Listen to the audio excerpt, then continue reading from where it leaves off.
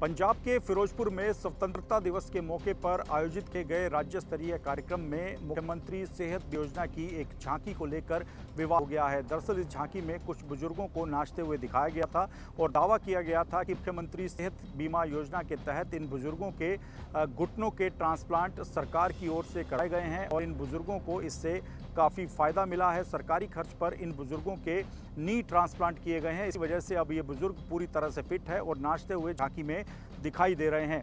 हालांकि इस दावे को लेकर कुछ बुजुर्ग जो कि इस झांकी में नाच रहे थे, उन्होंने बाद में बताया कि वो स्वास्थ्य विभाग के रिटायर्ड कर्मचारी हैं और उनको स्वास्थ्य विभाग के मास मीडिया अधिकारी के द्वारा कार्यक्रम में शामिल होने के लिए और झांकी में नाचने के लिए कहा गया था।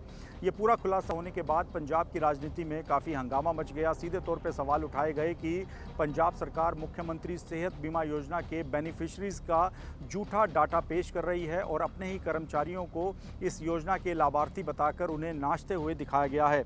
बताया जा रहा है कि सरकार ने अपनी इस झांकी में राज्य की स्वास्थ्य क्रांति को बड़ी उपलब्धि के रूप में प्रचारित किया। फिरोजपुर में 15 अगस्त के मौके पर खुद मुख्यमंत्री भगवंत मान राज्य स्तरीय कार्यक्रम में मुख्य अतिथि के तौर पर मौजूद थे और उनके सामने ही ये झांकी निकाली गई थी जिसमें ये बुजुर्ग नाचते हुए दिखाई दे रहे थे और पीछे बैकग्राउंड से आयोजन के दौरान जो संबोधन किया जा रहा था उसमें ये कहा गया कि इन बुजुर्गों का इलाज मुख्यमंत्री सेहत बीमा योजना के तहत हुआ है। इनके नी ट्रांसप्लांट सरकार ने मुफ्त करवाए हैं। इसी वजह से ये लोग खुशी में भंगड़ा डाल रहे हैं। हालांकि इस पूरे मामले को लेकर अब बवाल खड़ा हो गया है। एक बुजुर्ग ने खुद मीडिया के सामने आकर कहा कि उन्हें इस झांकी में शामिल होने के लिए कहा गया था। वो स्वास्थ्य विभाग के ही रिटायर्ड कर्मचारी हैं। इस पूरे घटनाक्रम के बाद कांग्रेस और शिरोमणि अकाली दल ने इस मामले को लेकर पंजाब सरकार को घेरा है। पंजाब कांग्रेस के अध्यक्ष अमरिंदर सिंह राजा वड़िंग ने अपने सोशल मीडिया प्लेटफॉर्म एक्स पर इस झांकी का वीडियो शेयर करते हुए कहा कि हमारे बुजुर्ग हमारा गौरव है, ना कि राजनीतिक प्रचार का जरिया है। जिस तरह से उनको इस झांकी में गलत जानकारी देकर नचाया गया है। इस पूरे मामले को लेकर भंगड़ा कर रहे कुछ बुजुर्गों ने बाद में मीडिया के सामने कहा कि उनके घुटनों की कोई भी सर्जरी नहीं हुई है। 15 अगस्त को मुख्यमंत्री के आगमन के तहत जो राज्य स्तरीय कार्यक्रम हो रहा था उसमें विभाग की ओर से झांकी निकालने के निर्देश दिए गए थे और इसी में उन्हें शामिल होकर झांकी में भंगड़ा डालने के लिए कहा गया था।